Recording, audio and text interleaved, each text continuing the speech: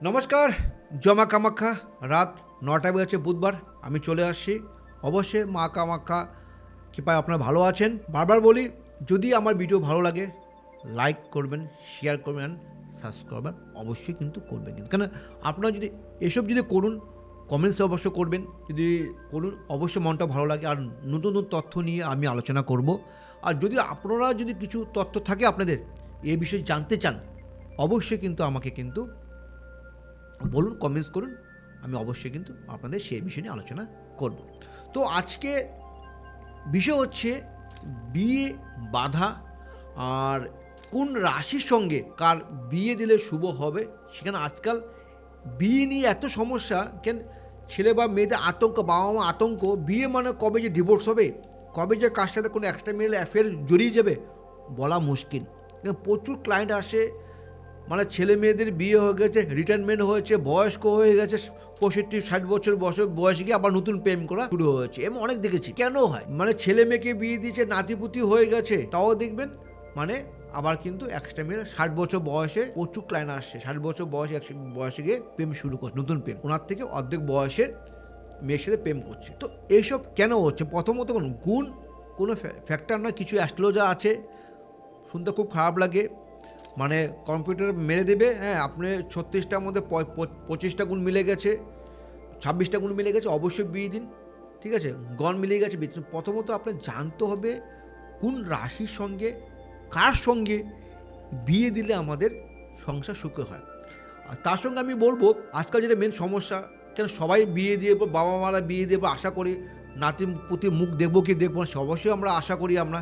ঠিক আছে, তো এই সময় কিন্তু আমি যেটা আলোচনা করছি এই বিষয় নিয়ে, আজকে বিয়ে কোন রাশিতে বিয়ে দিলে ভালো হয়। প্রথম গুণে কখন যাবেন না, কেন আমি যে রাশি বিয়ে নিয়ে আলোচনা করি সেটা আমার মোটামুটি ধরুন 2-3টা ভিডিও 2-3-4 ঘন্টার এমনি চলে যাবে। তো আমি ছোট্ট একটা দিচ্ছি, আরও নেক্সট ভিডিও আমি বানাবো, যেটা আলোচনা হচ্ছে ডিভোর্স কেন হচ্ছে। প্রথমত আমাদের জানতে হবে আপনি কোন রাশি তত্ত্ব। কেন আমি আগের ভিডিও বলেছিলাম অগ্নি, পৃথ্বী, বায়ু আরও জল, এই চারটা হচ্ছে তথ্য আমাদের। তো কোন তথ্যের সাথে কার বিয়ে হলে বিয়ে লাস্টিং করবে, বিয়ে টিকবে, বা বিয়ে ডিভোর্স হবে না, আর কোন রাশির সাথে কোন কানেকশন হলে আপনাদের সন্তান নেক্সট জেনারেশন আমাদের মুখ দেখতে পারবেন, সে নিয়ে আলোচনা করছি। যদি কারো অগ্নি রাশি, নেক্সট টাইম আলোচনা অগ্নি রাশি কাকে বলে সে নিয়ে আমি পরে আলোচনা করব। অগ্নি রাশি যে কারো রাশি থাকে, যেমন কারো মেষ রাশি, মেষ হচ্ছে অগ্নিতত্ত্ব। যদি অগ্নিতত্ত্বের সাথে আমার যদি যে ছেলে যে বা মেয়ের যার হরস্কোপ হবে তার বায়ুতত্ত্ব বা পৃথিবী তত্ত্ব যদি হয় তো খুব ভালো হবে। কে অগ্নির সাথে বায়ু মিল হবে, অগ্নির সাথে পৃথিবী তত্ত্ব মিল হবে। যদি অগ্নির সাথে যদি জল হয়, জল তত্ত্ব হয়, তাহলে কিন্তু ডিভোর্স হতেই হবে। 2 মাস 3 মাস সংসারের উপর টিকবে। কেন অগ্নি হচ্ছে আগুন, আর জল হচ্ছে হলো আগুনটাকে নিভিয়ে দিবে, তাহলে সংসারে সবসময় নিভিয়ে যাবে, সংসারের ডেভেলপমেন্ট কমে যাবে, সংসারে সুখ শান্তি কম আসবে। কেন যে মেয়ে আসবে আপনার বাড়িতে, যদি ছেলে যদি জল তত্ত্ব হয়, মেয়ে যদি অগ্নি তত্ত্ব হয়, তার দেখবেন সে মেয়ে ক্যারেক্টার হবে ডোমিনেটিং নেচার, প্রত্যেকটা উপরে উনি মানে ডোমিনেটিং নেচার থাকবে বা অধিকার থাকবে, এই করবে, রাগ জিত প্রচুর হবে, বা সংসারটা পুরো তছনছ হয়ে যাবে। তো এই হচ্ছে মেন আপনার দেখতে হবে। তো তারপর দেখতে হবে যদি কারো যদি ধরুন না কার পৃথিবী তত্ত্ব, কার পৃথিবী তত্ত্বের সাথে কার বিয়ে দিলে ভালো হবে, কারো বিষয় রাশি বা পৃথিবী তত্ত্ব, পৃথিবীর সাথে কার বিয়ে, পৃথিবীর সাথে অগ্নিকে বিয়ে দিয়ে বলুন, পৃথিবীর সাথে আপনাকে জল তত্ত্ব বিয়ে দেবেন, জল তত্ত্ব মিল হবে, জল তত্ত্ব অগ্নিতত্ত্ব বিয়ে দেবেন।